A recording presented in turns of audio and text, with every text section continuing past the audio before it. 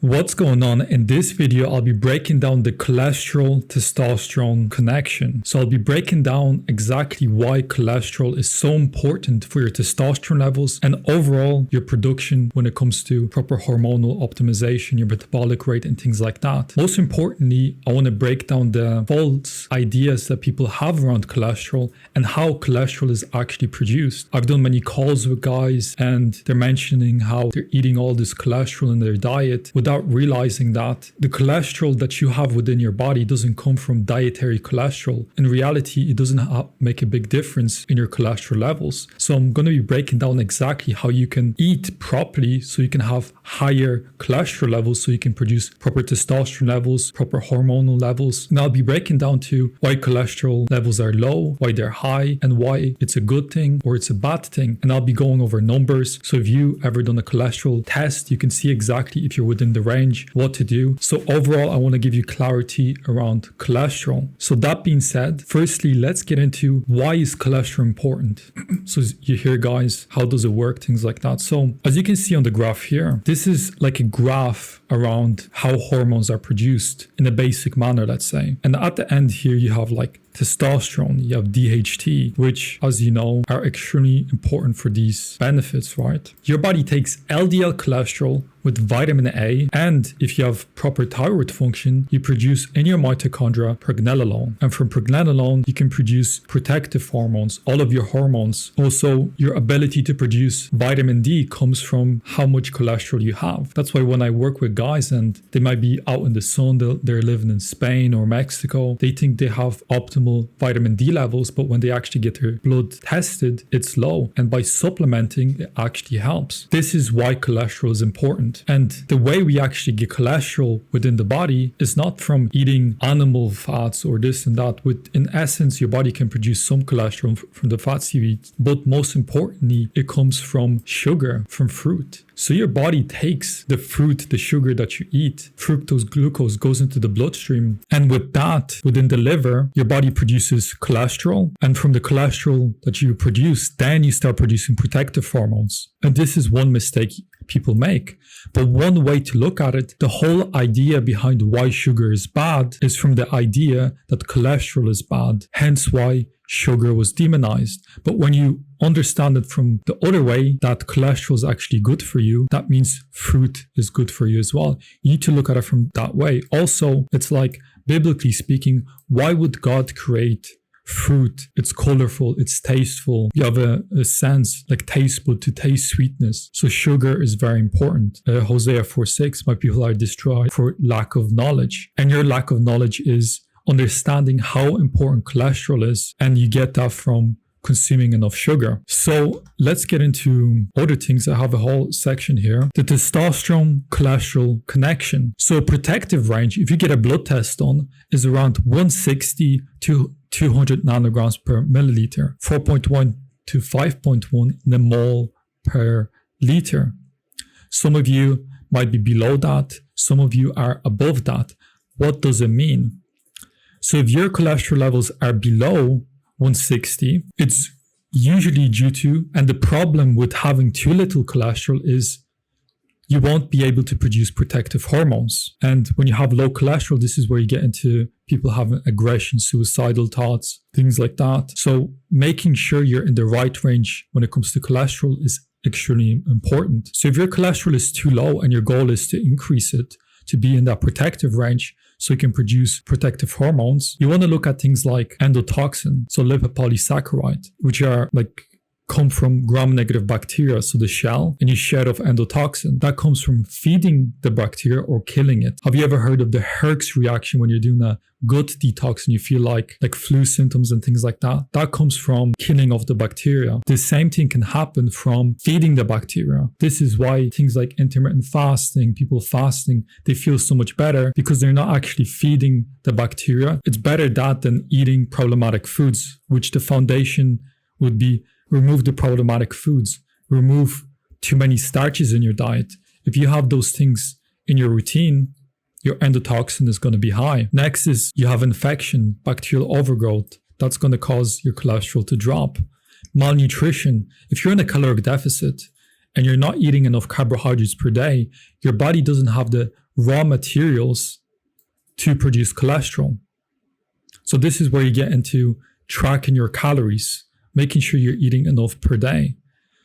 Next is excessive inflammation. So cytokines block cholesterol production.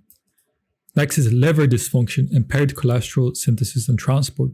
So if you're not fueling your liver, you're not giving it the micronutrients, the vitamins and minerals, you're going too long without food, you're fasting, you're taking drugs or alcohol, you're damaging the liver, you're impairing the ability to have proper cholesterol in the body. Next is excess estrogen, which inhibits thyroid function, which increases cholesterol loss. Excess estrogen can come from fasting, malnutrition, eating estrogenic foods, things like that, endocrine disruptors. Next, thyroid deficiency. So it slows cholesterol to hormone conversion. This can be also the reason why cholesterol is too high, but also it can lower your cholesterol because if you're on the other side of extremely high stress hormones, you're not eating enough, all of those things. Next, if you're consuming too much PUFA, which suppresses metabolism, increases peroxidation, next, chronic stress, which ties into this, depletes cholesterol for stress hormone production. So these are the reasons why your cholesterol is low. And you want to fix those things. And this is where you get into trial and error, because everyone can have a different reason to why they have low cholesterol. But once it's fixed, you can experience the benefits of proper protective hormones. This is why some guys, for example, they take, and I've had experiences with clients where their cholesterol is too low and they start supplementing, let's say, T3. But because they don't have enough cholesterol, the T3 is using the cholesterol to produce protective hormones, but it's all messy. This is where they're more emotional, they have issues, and they benefit more so from supplementing things higher up on the pathway, like pregnenolone or DHEA or progesterone, because the foundation is out of whack. But yeah, next we have the reasons why your cholesterol is too high. And if you're above 200, it's actually not a bad thing. It's actually a good thing, because if you implement things that boost your metabolic rate or you're supplementing thyroid, you will adapt very nicely because you have the raw materials to adapt positively. So here's a graph of how this goes. So let's say this is how the metabolic rate is. So the metabolic rate decreases. And as the metabolic rate, which is your thyroid hormones, things like that, decreases, your cholesterol levels increases. But you can see here, when that person introduced thyroid therapy,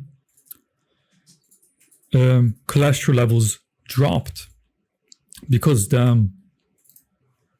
this was able to start beginning. So this was accumulating cholesterol because they didn't have thyroid to convert it into this. So you just had raw materials just on the side.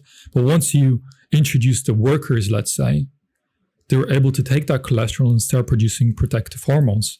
And that's exactly what you see here. And you also have like difference. You have HDL cholesterol, LDL cholesterol. So HDL is going to be high if you have toxins, endotoxin, estrogen, alcohol. So this is cholesterol that brings toxins back into the liver to detoxify it, versus LDL goes out of the liver to go into the testicles to produce testosterone in the Leydig cells, so on and so forth. So you produce protective hormones. And here's a repeat quote. If low cholesterol is combined with slightly low thyroid, the protective steroids aren't produced in normal amounts, and inflammatory processes develop. Connective tissue pain, waist fat, and constipation relate to the stress inflammation processes. For example, endotoxin slows the liver's detoxifying process. Estrogen and serotonin signal defense reactions that lead to cumulative problems. Sweet fruits are anti-inflammatory and help to keep the liver functioning, including keeping cholesterol levels up and keeping estrogen and cortisol under control. So if you go to this website here, free.fedorsky.com, there's a section here on foods to eat and what foods to avoid. And if you follow that protocol and you eat enough calories, if you just search up on my channel, how to set up your calories and macros, this is a foundational block when it comes to proper protective hormone production. So fruit, sweet fruit, things like that, simple sugars, very important for the production of cholesterol in the body, rather than eating a lot of fats or cholesterol, dietary cholesterol from like eggs, which those things in it of themselves are important.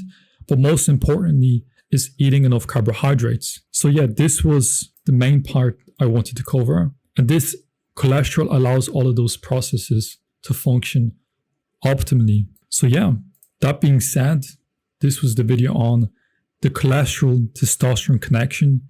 And you've learned why it's important, how it's produced, and the reasons why it's low, the reasons why it's too high, and how to fix it. And yeah, that being said, hopefully you enjoyed, and God bless.